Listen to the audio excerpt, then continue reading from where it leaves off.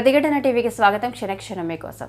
Hyderabad GHMC పరిధిలోని అక్రమ నిర్మాణాలను విడిచిపెట్టి వెళ్లాలని, లేదంటే నిర్దాక్ష్యంగా కూల్చివేస్తామని తెలంగాణ రాష్ట్ర ముఖ్యమంత్రి రేవంత్ రెడ్డి హెచ్చరించారు. మొత్తం 23 ప్రాంతాల్లో 262 అక్రమ నిర్మాణాలను కూల్చివేసి వందల ఎకరాల భూమిని స్వాధీనం చేసుకున్నట్లు ప్రభుత్వానికి హైడ్రా నివేదిక సమర్పించింది.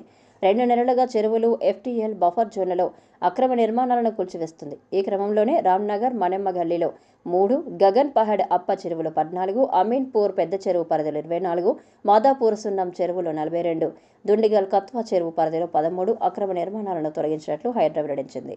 అమీన్పూర్లో 51 ఎకరాలు స్వాధీనం. అత్యధికంగా అమీన్పూర్లో 51 ఎకరాలు, మాదాపూర్ సున్నం చెరువు పరిధిలో 10 ఎకరాల ప్రభుత్వం స్థలాన్ని స్వాధీనం చేసుకున్నట్లు పేర్కొంది.